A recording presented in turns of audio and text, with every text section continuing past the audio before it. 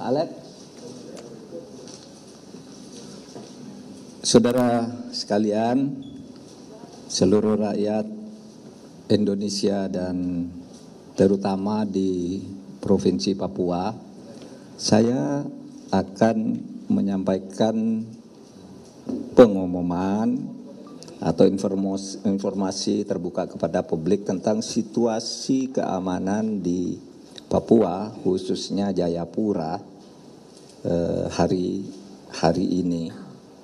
Saya didampingi oleh Wakil Pimpinan KPK Pak Alex Marwoto, kemudian didampingi oleh Kepala PPATK Ivan Yustiavandana, dan pejabat-pejabat tinggi dari BEN, dari Polri, Intelkam Polri, dari BEN, Intelkam Polri, lalu BAES, TNI, dan para deputi. Begini, di Papua sekarang situasi agak memanas karena diberitakan akan ada demo besar-besaran besok, tanggal 20 September tahun 2022 dengan tema menyelamatkan atau Save Lukas NMB. Latar belakangnya karena Lukas NMB sebagai gubernur itu telah ditetapkan sebagai tersangka oleh KPK beberapa waktu yang lalu dan sekarang merasa terkurung di rumahnya, di rumah gubernur. Maka ingin saya sampaikan hal-hal sebagai berikut. 1. Kasus Lukas NMB bukan rekayasa politik. Tidak ada kaitannya dengan parpol atau pejabat tertentu, melainkan merupakan temuan dan fakta hukum.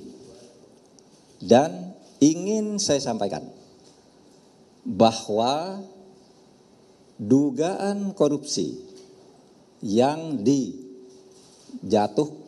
kepada Lukas NMB yang kemudian menjadi tersangka, bukan hanya terduga, bukan hanya gratifikasi 1 miliar. Nih catatannya, ada laporan dari PPATK tentang dugaan korupsi atau ketidakwajaran dari penyimpanan dan pengelolaan uang yang jumlahnya ratusan miliar dalam 12 hasil analisis yang disampaikan ke KPK.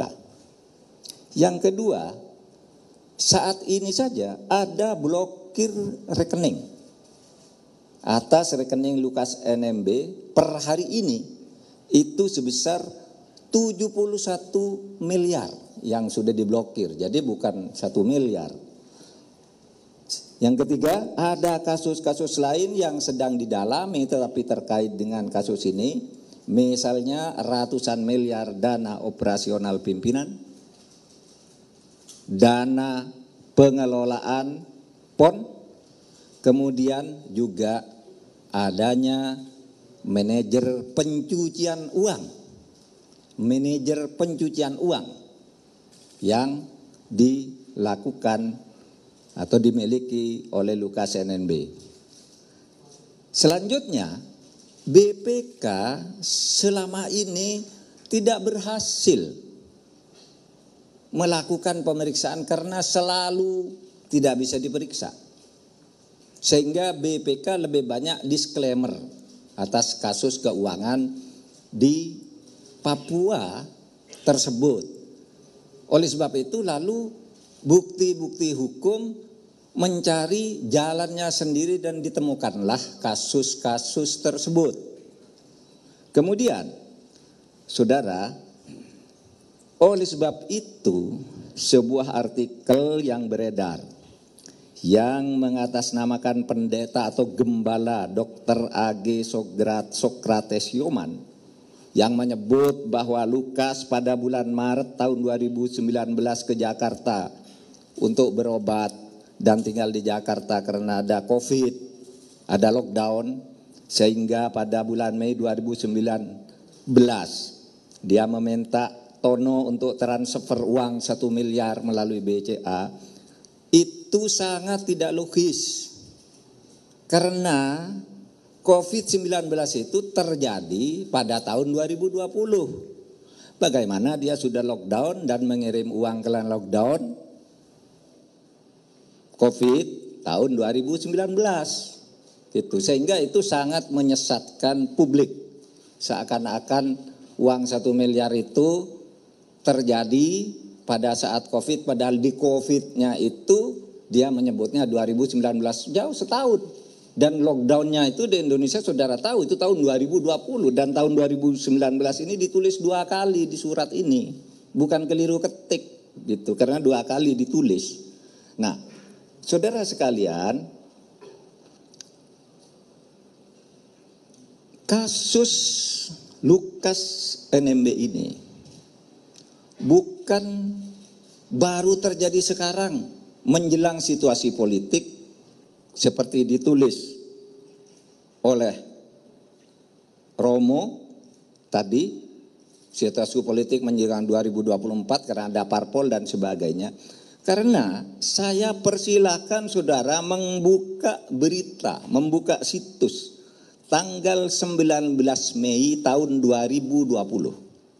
19 Mei tahun 2020 saya selaku Menko Polhukam sudah mengumumkan adanya 10 korupsi besar. 10 korupsi besar di Papua dan ini masuk di dalamnya. Itu bukan sekarang, itu tahun 2020. Saya sudah umumkan dan saudara semua wartawan sudah menulis. Gitu. Nah, oleh sebab itu juga saya mencatat setiap tokoh Papua datang ke sini, apakah tokoh pemuda, apakah tokoh agama, tokoh adat, itu datang ke sini selalu nanya, kenapa kok didiamkan? Kapan pemerintah bertindak atas korupsi itu? Kok sudah mengeluarkan daftar 10? Kok tidak ditindak? Gitu. Nah, saudara sekalian, oleh sebab itu kepada saudara Lukas NMB, menurut saya, ya kalau dipanggil KPK datang saja. Jika tidak cukup bukti, kami ini semua yang ada di sini menjamin dilepas.